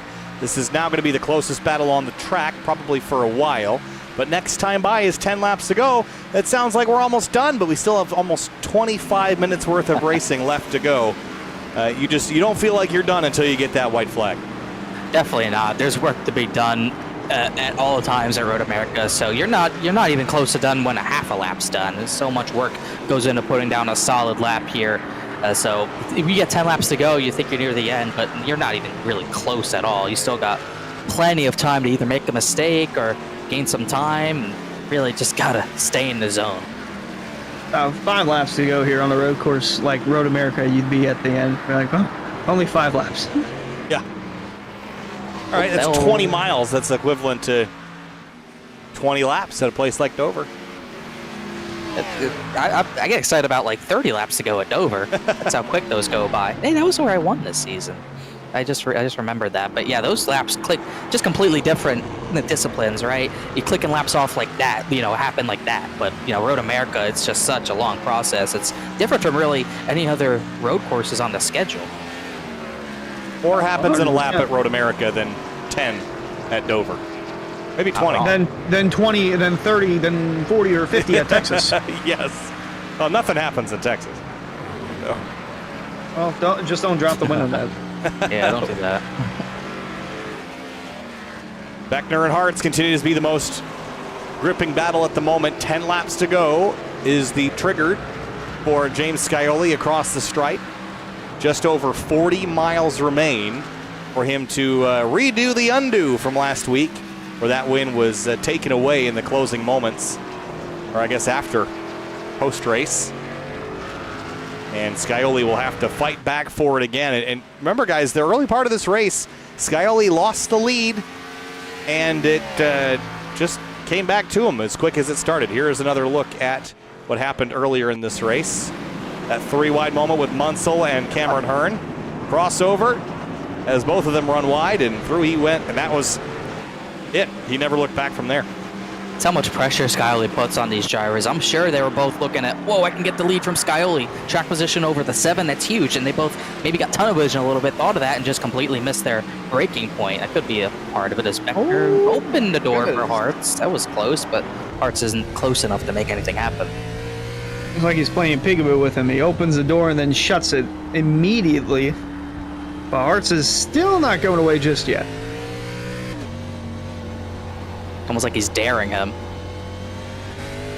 Yeah, I think with the Scioli situation earlier into turn 8, I think Munsell was kind of the wild card there, right? Because the 67 had the lead, and all of a sudden he sees in his mirror the 6 driving down the inside. Now, he wouldn't have hit him, but it was just a distraction just enough to miss that braking point. And the 6, all he was trying to do was outbrake the 7.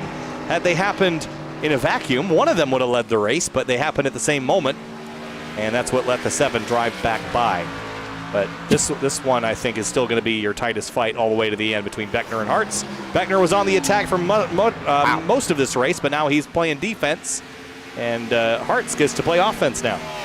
Cameron Hearn put in the driver's chat, like text chat, he typed in full caps, "Do it, Ryan." So he's clearly aware. Someone made him aware of the battle that was ongoing and maybe what happened. So Hearn's rooting for a potential outcome, I suppose, as he's still chasing down Bryce Senesac. He's actually not too far away from making that pass from 11th. I haven't talked about Munsell as of late. That was pretty wild there, but all on his own in 3rd right now. Yeah, this was very, very close entering turn 14, Hunter, and how quickly things can fall away from you. Watch him brake and then go to the outside. We saw this happen earlier with, I think, Alex Weaver, just right to the edge of the rumble strips. If you step 6 inches more left, it's a bad day. A bad day that could go into a worse day and could result going into the tire bearers. But overall, it's a solid job from Justin Munsell. As we look at the foot cam once again, still 13 seconds behind race leader James Scioli, but just to navigate through here. I mean, this is just an interesting look at what the driver goes through. You don't really see too much of this. Not really on the oval. We kind of see how they work their steering wheel, but on road courses, very different. Got to work the gas and the brakes almost simultaneously as, well, see him through the trees. I think what's so interesting about the pedal cam in particular is you can argue the merits of realism of steering and what all the other things. You talk to Daniel Morad, who runs GT3 cars at SRO and IMSA and GT4. He'll tell you the one thing that iRacing does better than every other sim is the brake modeling, and basically the same exact inputs that you use in the pedals in the sim translate 100% back to the real world. So when I was pointing out the trail braking, that is exactly the style of braking that you would use in a real car on track. Whereas games like Assetto Corsa Competizione, well, they have their advantages in certain places. When it comes to the brakes, in that game, you just basically hammer them and the car slows down. But there's much more nuance to that, and especially in these heavy stock cars on the road courses, you get to see that nuance in action here. So I appreciate Justin giving us that insight tonight. Appreciate the insight. Also appreciate the red, white, and blue socks. Definitely on brand. Did Beckner go wide? No, he looked didn't. like he might have. I know Weishart did. That's why he's behind Rabel, but that was he missed Canada corner again, but that was a few laps ago, so he's got to get that spot back. Going through here. I haven't talked too much about Rabel tonight, like you said earlier on, Yeah. Kyle. Really, him and Skyler were the only two in the top 10 who have made it a quiet, uneventful night for, well, not really uneventful for Skyler, but uneventful for Rabel, and that's because it could be a good or a bad thing, but tonight it's a good thing. Well, Started 10th. Yeah, outperforming his qualification, right? So moving forward and keeping the car on the road is going to result in a solid top 10 if he can just cling to it. So I'd say that's a success. I would also put that to a success. Quiet night at Road America is probably the best plan. Rabel's just going to give the spot to Weishart up the hill. As we talk him up. Hey, he's being safe. That is the right That's why decision. he's still running. We'll say Exactly. that. Weishart put it over the radio, though. He said he didn't have to do it, so Weishart was thinking he was going to have a battle, but Weishart back to 7th, but he's obviously lost touch with Matthew Bell. Guess you could say that Rabel has a wise heart. Nice. Boo. Race fans, be sure to check out rickshotsauce.com for some of the best hot sauces made locally in South Florida. Oh, Beckner. Try the Loxahatchee Classic, Golden Garlic, Palm Beach Pineapple, or South Beach Heat. Follow the Rick's Hot Sauce Rookie of the Year battle in the Area Cup Series and see which driver will take home the $100 prize as the highest finishing rookie in the point standings. This battle got as hot as the hot sauce here. Hearts tracking down Beckner again. It was at mild. It might fully heat up here as Hart's got to the bumper. He's as close as he could be to him without hitting him right now. He's playing games. Looks like Beckner threw him off there. It kind of swerved, and Hart's almost went wide because of it. Oh, you give him clean air. I wouldn't do that. He's trying to bring the South Beach heat. Yeah. So- Saw a bump and run on the final lap Monday with Rafe Slate. I would have figured that if he was going to, again, the only thing that he'd be repaying Beckner for was that little touch in turn 6 when Beckner got by. If he was going to retaliate, guys, I feel like he already would have done it if he really felt that passionate about it, but he might just use them up side to side if they get alongside each other again. Well, there is an art to payback, and Ryan Hart's, I'm sure, is a driver who knows the art of it. So if he wants to do it, he will be very methodical about it, and he'll wait for the right decision, right opportunity to do so. Hunter, what's the first rule of stock car racing? Learn how to wreck someone without wrecking yourself. There you go. Oh my goodness, look at the drift from Beckner through that last turn. By the way, Hunter, Carter Coop is not happy with your pun. I would just like to point that out. Watch the 27 here. Watch the steering input. Back to the left, leaving tire marks. He is definitely on it. Pushing the rear tires to their absolute limit. And maybe Hartz can smell that blood in the water, Connor. Yeah, we saw this on Tuesday night at Canadian Tire, where we had a driver make the pass for a position, and then the rear tires were gone by the end and fell way off. And that could be a situation again. We know how much Beckner's using the rear tires compared to everyone else. It could be an issue in these last 7 laps or so, so got to be careful of that. Gotta be careful to not hit the cheese billboard as well. It's been there for a long time. So, funny story, my first time to Road America, driving around the racetrack as Hartz is in there really deep into 5. I thought the Sargento thing was just a sponsorship. No, there's a Sargento factory not very far from this racetrack, and you will find Sargento trucks driving around the Elkhart Lake area if you're around there long enough. So I thought that was a pretty fascinating thing. It's only about a mile from the track, actually. It's pretty cool. The Sargento signs have been there since like Forza 4, and that's a long ways back. That's like 11 years, I feel like. Yeah, so. it's been there for many, many years. Well, they're real cheese people. Yes, they are. Yeah, I always thought their commercials were pretty funny, though. You know, those handcrafted, artisanal, you know, there's like wood everywhere, and it's just a factory, folks. But Calm down, nothing to see here, just good a cheese. factory. It's good cheese, though. No, it is great cheese. Can't deny that. Whoa, Beckner. Beckner. Oh. Wow, he's pushing it too much, maybe. Not a big fan here, of here comes Hartz. He's going to have a Hartz is run. yeah, he will. We'll see if Hartz Oh, puts he's it. gonna Oh, hit he him. slammed Oh him. my goodness! Whoa, boy, the gloves are off. They And both made the corner? Well, how did they do that? Well, because Beckner bailed out so early. He braked, I thought, was hugely early. Now he's mad and throwing a block. Yeah, but I guess I missed it because I thought Hartz was just going to miss the braking zone, but Beckner missed it early, and Hartz really I don't think he had any intention of hitting him No, there. no. That's gonna cost Hartz way more than it's going to cost Beckner. Yeah, they definitely did not mean to go down there and run into each other, but it's just Beckner, I think, bailed off a little early. Maybe just trying not to blow the corner, and then they just got into each other. That was a mess. Maybe he thought that Hartz was going to pull drivers left Yeah, maybe. or something, but it never happened. But like I said, I think that damage is going to hurt, the front end damage is going to hurt Hartz way more than rear end's going to hurt Beckner, I think, here. That's big damage. Yeah, they hit hard. It's shocking they didn't completely blow Canada corner there. Well, I think they Especially only with how made the low they were corner. going through the corner. Yeah. I think they only made the corner because Beckner backed out early. Had it been the three missing the braking marker and Beckner getting it right, then they would have blown the corner by a mile. But Beckner was out maybe 50 feet early, and that meant that they had a little extra time to gather it up. Hartz deep under braking again, I'm sure. Now. Oh my goodness, Santo! Woo-hoo! Oh, look out. What is he doing? He's off track, just letting him go. Yeah. He's But, exploring.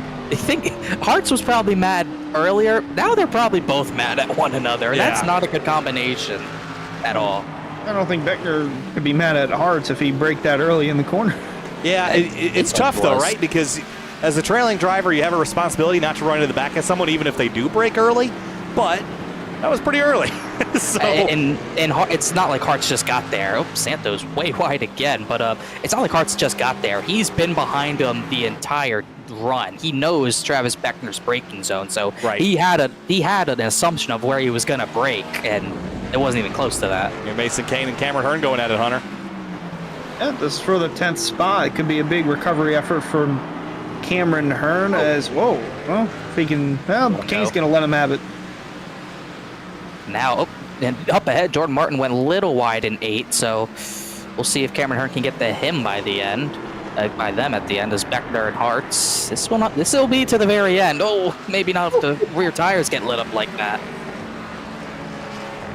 Yeah, it's been gloves off. And James Scioli up the road, 5 laps to go. All the drama well in the rearview mirror. John Furness, 8.2 seconds back. There's the 7, and there's the 8. It's a straightaway basically between them. But the entertainment has been squarely in the hands of the 27 and 3, and I don't suspect that's going much of anywhere. He's gained some time there, but I think he'll probably be the most happy about this race. There haven't been many big movers in this race. As a matter of fact, I feel like Furness might be the biggest mover, and he's only up 5 positions, but Road America, it's a big deal. To get 7th to 2nd, that's huge. No doubt about it, as Beckner's still trying to drive away from Ryan Hartz. Just when you feel like that he's gone away from it, it really hasn't. Impressive with the 3 of Hartz, what he could do, especially with that damage to the front. Yeah, he's doing a good job nursing that quite second-hand looking car. Early downshift there for Beckner, and it triggered some wheel hop, but he got it slowed down nicely. Yeah, I bet Hartz is careful. Oh, gosh, he is on edge right now. I bet Hartz is wary of his braking zones now. It just gets worse, right, when you're following a guy who knows he doesn't have a lot of grip. He knows he has to be very conservative to not blow the corner and open up the opportunity on exit. So with that's going to come a much more conservative entry. But that caught him out last time. Here comes the 3 to the outside. And now if he wants to, he can put the bumper to him here if he wanted to, but he's trying an over-under. That's what Beckner tried to shut it off. I don't think Hartz is going to get him here, though. We might have a replay of what we saw a few laps before, though. Oh, watch out in the kink. Travis Beckner might take this a little bit wide. He actually took it shallow. Whoa! compared to what he's been doing. He pulled away from Hartz. Great corner. He had that thing hung out sideways through the kink and actually made up some ground on the 3. Oh, Hartz is in there pretty deep, but closed up some ground. Not able to do much on exit. It seems like as much as Beckner's really using the rear tires, he still seems like he has a lot more to give there than the 3. It seems like Hartz has really used them up, trying to stay with him maybe. Well, they've only got 4 laps left to continue this battle and see which one will come out on top of the other, but been very quiet for Scioli as he continues to navigate his way around this 4-mile road course. Gotta wonder what goes through his mind whenever there's a race that's this long and you're dominating. What goes through your mind in the closing stages of it? I What can think go wrong? Well, what could go wrong? But also, you're just your brain is focused. You get into a real rhythm at a road course, especially. But you can get this way at short tracks too, right? Where you've got really rhythmic laps. Thinking of a place like Bristol, for example, you just have to settle in and just get used to your muscle memory. The only thing that you should be changing lap to lap is adjusting very slightly that muscle memory for brakes, for tires, for track conditions. But you don't want to get yourself psyched out and make a big mistake and throw all that time away. You've worked really hard to get this advantage. Now you have to work almost as hard to keep it. Yeah, it's one of the few similarities road courses and short tracks have, that like sort of tunnel vision you get where you just get in a zone of focus. At road courses, it's every other corner, but at short tracks, it's 2 sets of corners that just happen quickly, like Bristol, Dover, Martinsville, types of tracks like that, where you're running, never changing your line and always having to be focused and pin your line perfectly or else you lose too much time. Definitely similar in the ways you get tunnel vision when you're driving for so many laps, whether you're on your own or in a battle like Hartz and Beckner are. Yeah, this is still such a riveting battle that's really been going on for... It seems like Beckner's always been in a battle this entire race, whether it's with Hearn, Hunsel, Bell, or even Weishart. It seems like 27's had at least someone to, to drive away from all night. Yeah, he really has been one of the stars of the show. And it's fun. It can be fun to be in a race like this. You're mad at the tires. You wish they weren't like this, but it can be a lot of fun. Bell and Weishart going at it here. The Logitech 43 versus the ACO Tools 33. So Weishart chased him back down. Hartz went a little wide in Canada corner, but he's fine. Really squeezing the driver's right. Weishart did there. Watch this breaking point. We've seen this be a mistake a bunch of times. Uh-oh. He's made this mistake a few times too, but good clean Nicely there. Great corner. Bell was able to get it back. Yeah, that was nicely done by Weishart. He just couldn't get it stuck down. It's hard to make a pass in Canada corner, but he didn't wipe out, and that's a better grade than most of the people have had tonight. Here he comes back to the left. Trying to make it work. Bell went wide in 8. That's why Weishart was able to get back by. Crossover move. He got into the 43 a little bit as Bell was trying to shut that off, and they better be careful because Chris Rabel might be back in this battle by the end of this. And not only that, still within the top 10, Kane has taken over that spot from Hearn, so maybe Hearn went off the track a little bit, but still within half a second of Kane as on board the bumper of Bell with Weishart still on his bumper. Really nice corner for Matthew Bell. He's actually playing a really good defense as well. By the way, quick battle here, Austin Gakjone and Colin Fambro. We haven't mentioned the former driver, the number 8, all night long. He's just been quietly lingering. Neither have we mentioned Colin Fambro, so maybe not having the best night ever, but it's worth mentioning. We now jump back to that 43 and 33 battle. See what Weishart can do. Looks like Bell really made sure he gave Weishart no options to get under him or over him, so no battle yet between those two. Rabel is closing in on these two because of this, as Beckner and Hartz are still close as well. So now we got 2 battles to the end, which is what everyone asked for. Indeed, and could possibly make that 3 if Hearn regains ground at Kane, but Hartz and Beckner still within close distance as they go around Tom Bourne, heading into the kink. And they're chasing the 62 of Alex Weaver as well.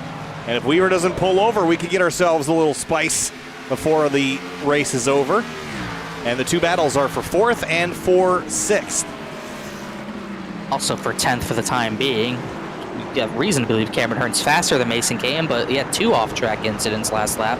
but came back by him, so Hart's got to fight to get back by him. But these two battles are just too good to not watch right now as well, as Hart's, seems like Hart's is not as good in the final sector, but he gains a lot into turn 5.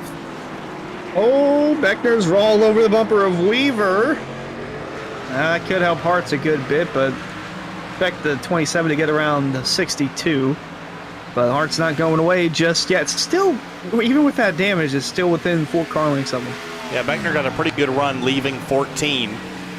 And now we'll see if Alex Weaver will give him the spot. He will not. Wow.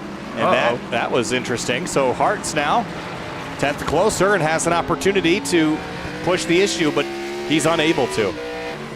That is pretty. Oh, Weaver braked early.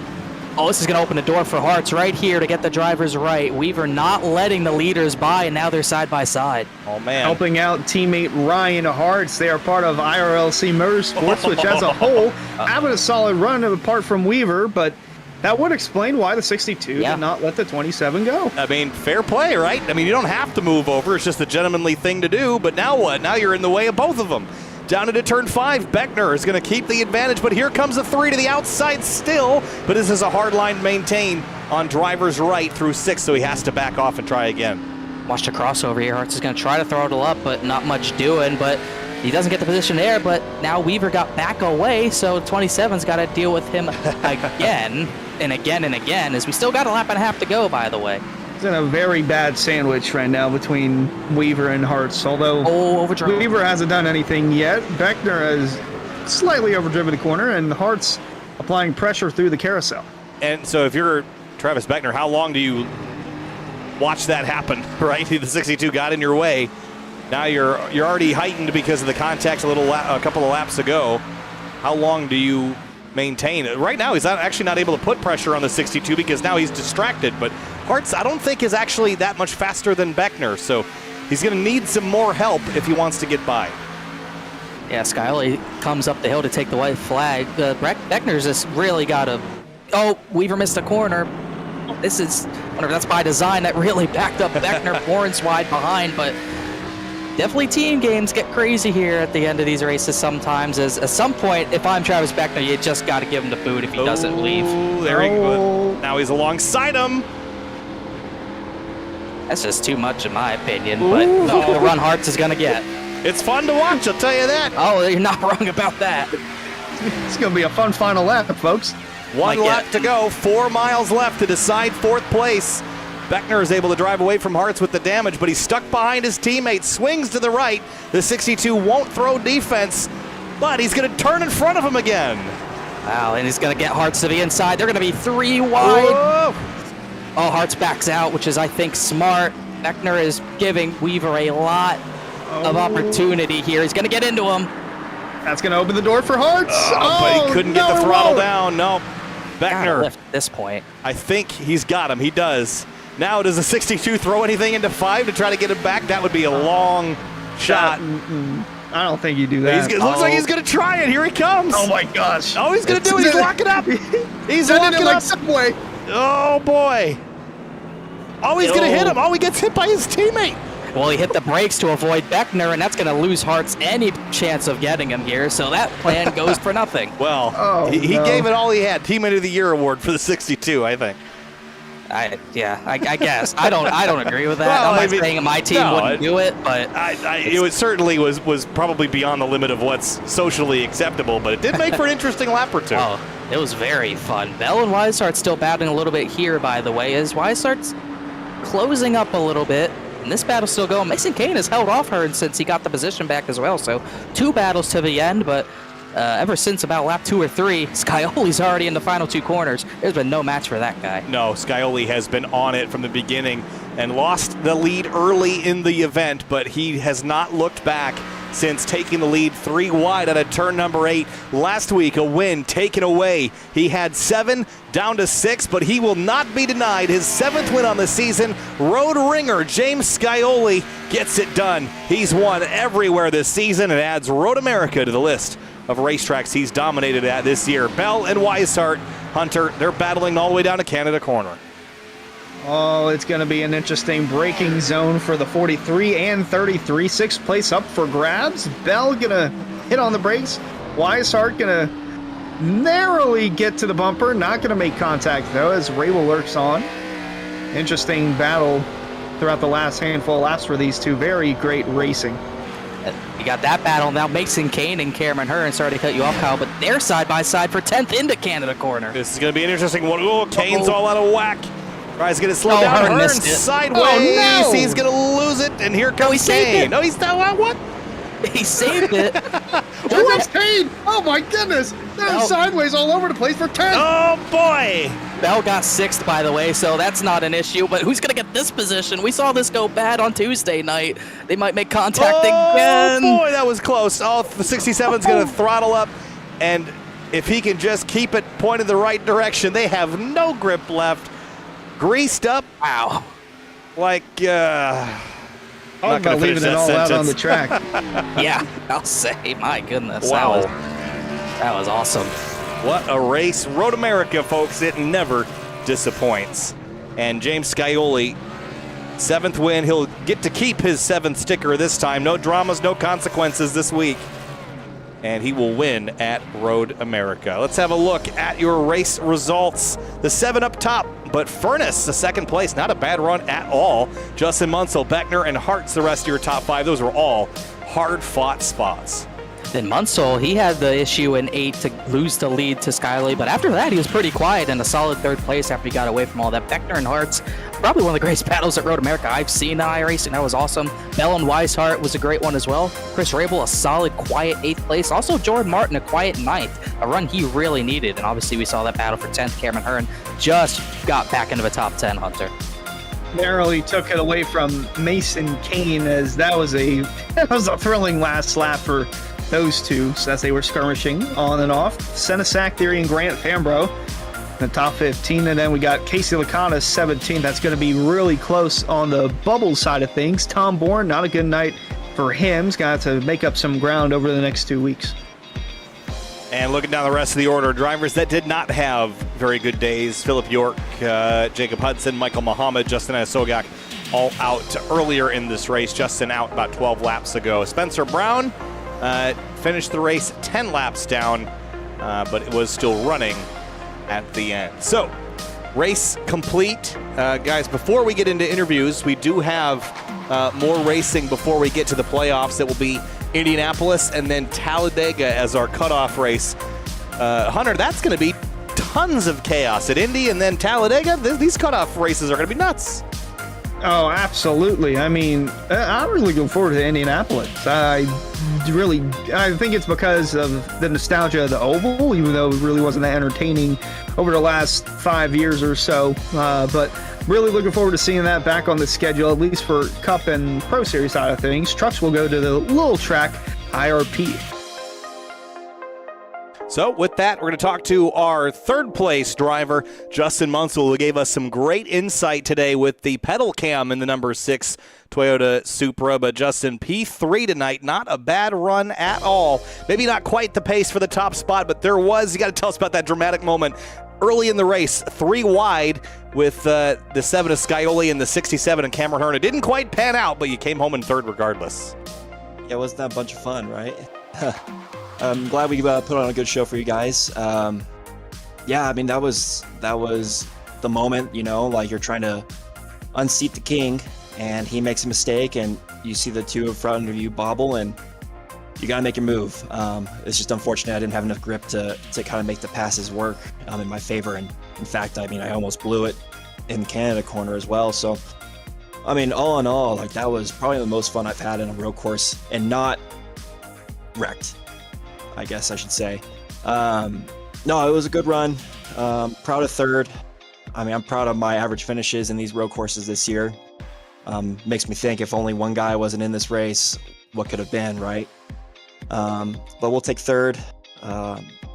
All in all, just a solid, fantastic race. 3rd place, a great points night for the number 6, Justin. Congrats. No more road races this season, so you'll have to find some good runs at Indianapolis, Talladega, and beyond. But best of luck to you there. We'll talk to you next week. Thanks, guys. Move on now to our 2nd place runner has not yet joined us, so let's talk with our race winner. Last week denied his 7th win. This week re-ups it. James Scioli wins at Road America. James, tonight, denied not. There was one moment where he slipped for just a second, and drivers piled in to try to grab it away. Then they drove themselves straight off the track. So take us through your perspective out the mirror, out the windshield, and then drive it away from everyone tonight. Yeah, that first lap at speed there, I probably should have tried to push a little bit harder. It's tough to judge these tires. Just once they get hot, it's hard to get them back underneath you. So I was kind of trying to play it safe, and I was using second gear there rather than going down to first, and it just misjudged the braking there. And then Cameron and I ended up getting alongside of each other and made slight contact at the middle of the corner. I don't know. I think we kind of just met in the middle and kind of slowed us both down, and then Munsell sent it in and got Cameron for me, and I was able to kind of scurry away there. So the damage definitely didn't help on the left front. It seemed to make it a little bit tighter, but luckily all week this week, only one real big mistake from me. So just happy that it happened early and that I was able to kind of get away after that. Well, and 3 for 3 as well this week at the road courses. Well, as far as the playoffs go, you pretty much are sorted that out a long time ago. So you can shift the focus to Indianapolis and Talladega. What's the goal here next couple weeks? Just have some fun at two unique tracks on the calendar, or focus ahead to the playoff picture?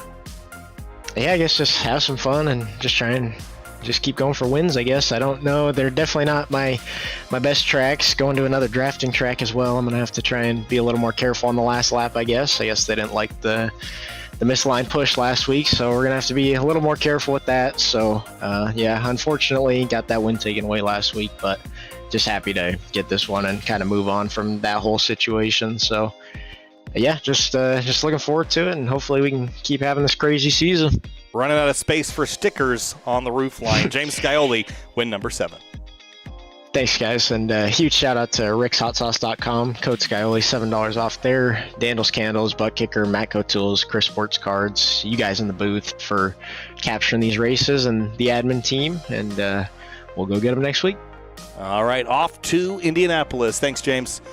Thanks, guys. Moving on now to John Furness, who was second in tonight's race. And, John, you were my pick to win this one, and the pace was so close, so frustratingly close to running that gap back down to James Scioli. But 7th to 2nd, not a bad night at all. Take us through it. Oh, yeah. Pretty proud of our effort tonight.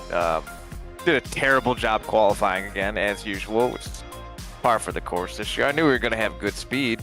I really messed up my Q lap, but yeah, once James gets out there, there's no catching that guy, man. He's got it figured out here.